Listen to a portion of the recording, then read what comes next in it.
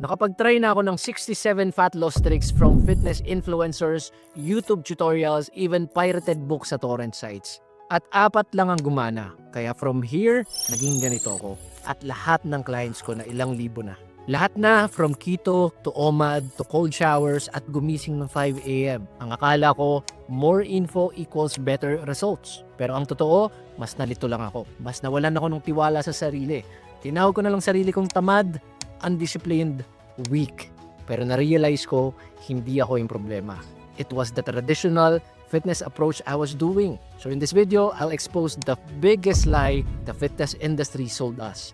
And the only 4 things that actually work. At itong 4 na bagay na to, hindi ito yung ine-expect mo. I'm talking about 4 powerful tools based on one principle that most experts completely miss. Ang na-discover ko contradicts most of what fitness gurus are promoting on social media right now. This is not about the newest supplement, diet trend, or workout hack. It's simpler, cheaper, and guaranteed effective kahit gaano ka busy or ilang beses ka nang sumubok at nahulog. So stay until the end at ipapakita ko sa iyo kung paano mag-transform ang mga busy Filipinos using the simple tools without giving up rice, social life, or their careers. So let me go back to my 7-year struggle with fitness. Alam niyo ba that I actually documented and systematically tested 67 different fat loss approaches that experts claim are game changers. Here's a quick sample of what I tried. Number 1, intermittent fasting. Lahat ng variation, 16-8, 18-6, OMAD. Next, keto,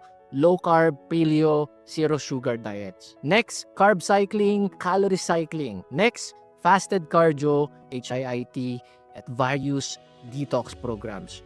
Dozens of supplements, fat burners, CLA, L-carnitine. Trinay ko na rin yung cold therapy, multiple workout splits and protocols, at hindi ko lang trinay lahat. I documented the results in a fitness journal to objectively measure what was happening. And the results were frustrating. Yes, meron mga nagbigay sa akin ng temporary results, pero zero long-term sustainability. Ang mangyayari is, makakalose ako ng weight, yes, but only for 2 to 4 weeks. Tapos balik lahat, sometimes with extra pounds pa. Until I discovered something so obvious na hindi ko maintindihan bakit hindi ito yung focus ng fitness industry. Pagtingin ko sa journal ko, na-realize ko something so shocking. Yung results ko, hindi siya correlated with which diet or exercise program I was following, nor sa kung anong fitness hack yung ginagawa ko. My results were because of this one simple principle, awareness. That's right. The only periods where I consistently lost weight at na-sustain ko was when I was fully aware of what was happening with my body and my habits. And from this insight, na-identify ko yung 4 na specific fat loss awareness tools and one powerful hack that consistently delivered results not just for me, but for my 842 transformed clients in 2024 alone. Una, hindi ako makapaniwala na ganito lang kasimple. Walang magic pills, walang special diets, walang fasting protocols. So I tested these strategies on my first batch of clients, all busy professionals with multiple failed diet attempts in the past. At ang result, over 90% of them lost weight and kept it off. And when I expanded this to hundreds more clients, same patterns emerge. Some lost as much as 70 to 125 pounds just by implementing these simple tools na ituturo ko sa iyo ngayon. Now you might be wondering, if ganito lang kasimple, why isn't everyone doing it? And great question. Ito yung problema. Most people who fail at losing weight make the same mistake. They try to change too many things all at once.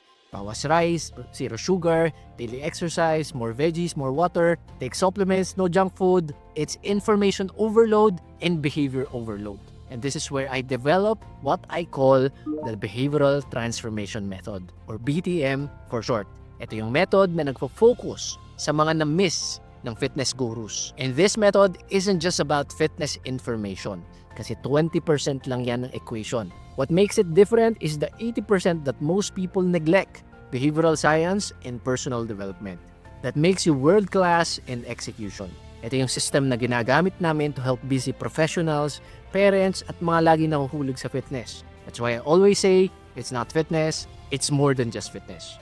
So how does BTM actually work in practice? So instead of changing 10 things at once, BTM teaches you to focus on implementing just 4 awareness tools that will naturally improve all other behaviors. Each awareness tool creates what behavioral scientists call a conscious awareness. Basically, it's like having a personal coach inside your head reminding you of your goals without the nagging. Hindi mo na kailangan pilitin ang sarili mo. Your awareness alone guides your decision. But before I reveal what they are, let me address what they are not. They're not about cutting your favorite foods. Pwede ka pa rin kumain ng rice. They're not about detox or quick fix promises. And they're not about expensive gym memberships or equipment. They're not about feeling hungry, deprived, or miserable all day. Now, let me share the 4 fat loss tools based on awareness and 1 bonus hack that actually work. These are not just fitness tips, they're behavioral science strategies applied to fitness. That's what makes them so powerful because they work with your psychology, not against it. And with that, start tayo sa first one. Fat loss tool number 1, daily weigh-in. The first awareness tool that consistently delivered the results is daily weigh-in. Now, I know what some of you are thinking, pero nakaka-stress yan. Nakaka-discourage tumingin sa weighing scale. At gets ko yun. Pero ito yung quote from Peter Drucker na nire-reinforce din ng behavioral science. Sabi doon, you cannot improve what you don't measure. Parang pag lagi mong chine-check bank account mo, di ba? Mas aware ka sa gastos mo. Now, here's why daily weigh-in works when other approaches fail. First, it creates immediate accountability. Pag alam mo you'll step on scale, sa weighing scale mo tomorrow morning, you're less likely to overeat tonight. Not from guilt, but from awareness. Second, it removes the guesswork. The reason why we can coach and transform hundreds of clients per month is because we have data to look at. Hindi kami nanghuhula ni client pareho. Alam namin what is happening at kung kailangan namin mag-adjust. Third reason, it creates a powerful psychological effect. Just by weighing yourself in the morning, may reminder ka na agad for the whole day. Para siyang mental commitment that says, I'm going to make better choices today without actually saying it. Let me share a simple client story. So one client, sobrang takot niya sa scale dati. So we convinced her to try daily weigh-in. Experiment lang. Alam mo nangyari? Within 2 months, she lost 15 pounds without any strict diet. Because standing on the scale every morning made her naturally more mindful of her choices throughout the day. Hindi dahil takot siya, but because she was finally aware. So here's how to implement daily weigh-in properly. First, weigh at the same time daily. Ideally morning, after bathroom, before ka kumain. Next, ilog mo daily. You can use an app called Happy Scale. Third, don't react emotionally to daily fluctuations. Tignan natin yung weekly trends. If you feel anxious, focus on the data aspect. You're collecting information, not judging yourself. Parang pag nag-check ka ng thermometer, kung may lagnat ka, di ba? It's just data to help you make better decisions. Fat loss tool number 2, step tracking. The second awareness tool is tracking your daily steps. Now, before you roll your eyes at something so simple, let me explain why this consistently outperformed fancy workout programs for fat loss. Una, steps are the most natural form of human movement. Hindi kailangan ng special skills or equipment para gawin to. Second, walking is sustainable long-term. Unlike intense exercise programs that lead to burnout, you can walk every day for the rest of your life. Third, step tracking creates what psychologists call a game loop. You naturally want to increase your score, making movement fun rather than an obligation. Fourth, it's a form of neat, non-exercise activity thermogenesis that burns calories without stressing your body or increasing hunger. Let me tell you about the client who transformed through step tracking. So busy siya, professional, nag-try na ng iba't ibang gym programs, pero laging nag-quit after a few weeks. We had him forget the gym completely at sabi namin, mag-focus ka lang sa paglawag ng steps mo galing sa smartwatch mo. And within a short time, nag-lose siya ng madaming weight while improving his work productivity. So bakit siya gumana? The awareness of his step count made him naturally look for opportunities to walk more. Talking calls while walking, gumagamit na siya ng stairs ng mas madalas, nag-meeting siya habang naglalakad. At dun siya nag-lose ng weight without changing much sa lifestyle niya. And here's how to implement step tracking effectively. So una, pwede ka bumili ng smartwatch or mag-download ka ng free app like Pacer sa mobile phone mo. Next, start tracking your daily steps. Huwag ka muna maglagay ng goal. I-track mo lang. Next, if nakita mo na 2,000 steps ka lang daily, it's okay. Aim for the next level, 3,000 steps. And next, increase by 1,000 steps every 1 to 2 weeks until mahit mo yung 8,000 to 10,000 steps daily. And next, Look for step opportunities throughout your day. Pwedeng pag may kausap ka sa phone, nagmi-meeting ka, or nanonood ka ng TV. And remember, this is not about intense exercise. It's about consistent, sustainable movement that you can track. Fat loss tool number 3, workout tracking. The third awareness tool is tracking your workouts. Not just doing them, but recording what you did. This was a game changer for many of my clients who kept spinning their wheels in the gym without seeing results. Akala kasi nila, ang goal ng exercise is para lang pagpawisan. Wrong. Ang goal ng workout is to keep introducing more and heavier resistance so your body keeps progressing. Here's why workout tracking works when random exercising doesn't. Una, it creates progressive overload, the key principle for physical transformation. Without tracking, most people do the same thing over and over. Di nila namamalayan na 1 year na pero same at same lang ang ginagawa nila. Walang progress. Second, it provides motivation through visible progress. Seeing yourself get stronger or faster is incredibly powerful. Third, it creates accountability to yourself. You can't hide from the data anymore. Fourth, it removes guesswork for both me and the clients. Mas madaling mag-adjust pag nakikita namin na merong data. Mas madali silang i-coach. One client story really shows this principle. He had been working out for many years with minimal results. 6 times a week pa nga eh. When we had him start tracking his workouts using a simple app, he realized he hadn't increased his weights for over 1 year. Once he began tracking and progressively increased his weights, nag-transform yung katawan niya in just a few months. So here's how to implement workout tracking effectively. So gumamit ka ng apps like Heavy or Strong, free versions lang yan. Next, i-record mo lahat ng exercises mo, weight, sets, reps. Try to improve slightly each week. Pwedeng 1 more rep lang, pwedeng small weight increase lang, okay lang yon. And if apps feel complicated, pwede ring notebook gamitin mo to log your workouts. Ang key is not just the tool. It's the awareness that comes from recording and reviewing your workouts regularly. Fat loss tool number 4, food tracking. Simply recording what you eat. Alam ko iniisip mo, hassle yan, or nakaka-OC mag-track ng food, or trinay ko na yan dati pero lalo lang ako na-stress. So I get you, but hear me out. Tracking your food intake is like tracking your expenses when trying to save money. Without it, nanghuhula ka lang. At kung nanghuhula ka lang, paano mo matutulungan yung sarili mo? At paano kita matutulungan as your mentor na mag-adjust if wala tayong data na titignan, right? So huwag kang mag-alala, bibigyan kita ng 4 na difficulty levels ng pag-track ng pagkain para hindi ka masyadong may stress. But before that, here's why food tracking is very powerful. So first, it creates awareness of what you're actually eating, not what you think you're eating. So most people, nag-underestimate sila ng kinakain nila by 30 to 50% dahil tansya-tansya lang sila. Second, it removes emotional eating through a simple act of recording. Knowing you'll write it down makes you think twice kung kakainin mo ba talaga. Third, it gives you valuable data on what actually affects your body. Hindi lahat ng tao parehong reaction sa food.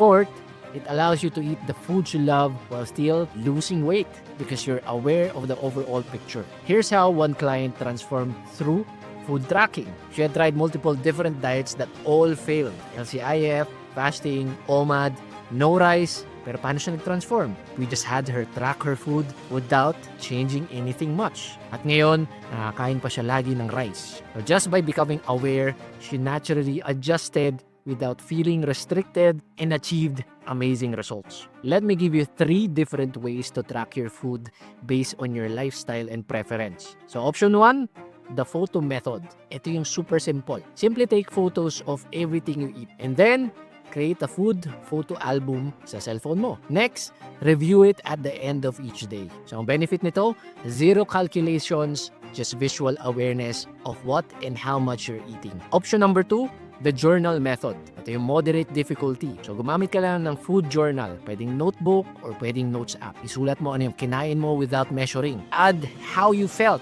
before and after eating. Ang benefit nito, identifies emotional eating patterns and helps you connect food choices with how you feel. Option number 3, the app method. Ito yung detailed and complete.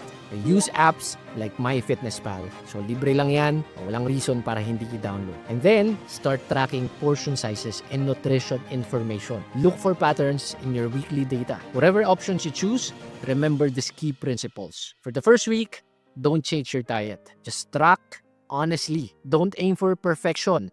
Kahit sablay, basta i-track natin. Build the habit. Next, look for patterns rather than obsessing over daily numbers. And if feeling overwhelmed, start with just tracking 1 meal a day. If you're busy, gets ko yan.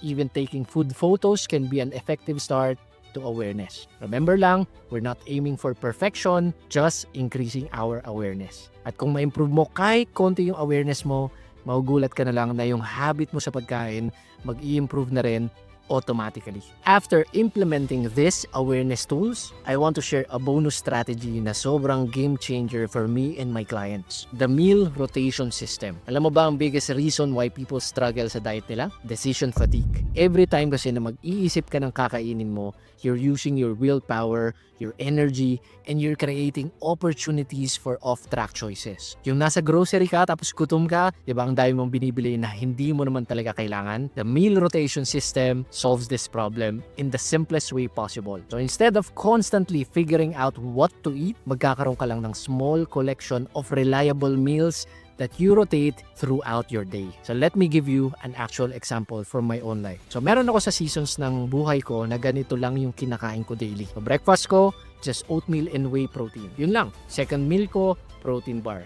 Quick, convenient, tapos na agad. And yung third meal ko, dyan ko kinakain kahit ano gusto ko. So dyan ako nagkakaroon ng variety. Sobrang simple lang, di ba? Pero super effective. Pero nakakasawa naman kumain ng same food every day. Actually, ayan din yung akala ko at ng clients ko nung una. Pero napansin namin, when you have 3 to 5 fixed meals na pinag-iikutan nyo, you create the perfect balance between consistency and flexibility. Hindi mo na kailangan mag-ubos ng daily willpower kakaisip, ano ba kakainin ko? And it helps you with being on track. In addition, pwede naman lumaki yung rotation mo ng meals. Basta ang importante, ma-minimize lang natin yung mga random moments. Kaya nga ako lately, ang rotation ng meals ko revolves around mang inasal, yabu, andoks, baliwag. Yung mga options na madaming protein. At kung ako yung tatanungin, mas nakakasawa yung wala akong results na makita kesa umulit lang ng pagkain, right? So let me share why this works when complicated meal plans don't. So first, wala nang decision fatigue. You save mental energy. Next, your calorie intake becomes consistent, crucial for steady progress. Next, may freedom ka pa rin to enjoy variety where it matters most. And lastly,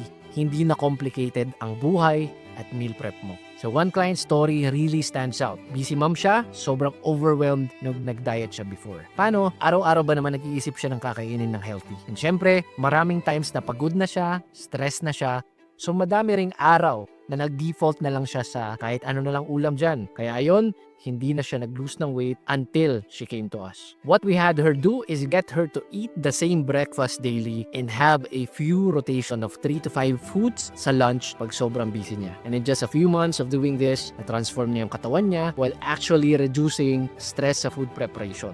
So here's how to implement this for your life. So pick one meal of the day na magiging consistent ka. So breakfast works best for most people. Next, have a go-to meal pag busy ka. Pwedeng protein bar, pwedeng mang inasal, pwedeng andoks. Third, allow flexibility sa third meal mo at mag-adjust ka based on what works for your schedule. Hindi ito about restriction. It's about simplifying your life. When you stop stressing about ano ba kakainin ko ngayon, every single meal, makaka-free up ka ng energy while creating consistently that actually gets you results. Sabi nga namin ng mga clients ko, okay na yung paulit-ulit na pagkain kaysa paulit-ulit na failure. So now that I've shared all 4 awareness tools and the bonus strategy, I want to emphasize something important. So don't start big. Kahit isa lang muna dito i-apply mo. Choose one that resonates with you the most and master it first. Pero once you start implementing all of them over time, something magical happens. They form an ecosystem inside your mind. It changes your internal environment and reinforce to you na you're not just someone who does healthy actions, but you're actually one. This has been the experience of hundreds of my clients who started with just one tool and gradually built their complete awareness system. Bakit successful ang approach na to compared sa quick fix diets? Kasi hindi sila naka-experience ng rebound effect. Na-maintain nila yung results nila long term. And the psychology behind why awareness tools work, it's fascinating. Yung Hawthorne effect, simply being aware that you're monitoring something improves that behavior. Kaya these tools work when complicated programs fail. They address the root cause of most fitness failures, lack of awareness. At the end of the day, Awareness ang pinakakailangan mo para mag-transform. When you're aware of what you're doing, aware of your progress, aware of your habits, wala ka ng choice but to actually change. So ang tanong, aware ka bang hindi ka pa nagsasubscribe? See you on the next video.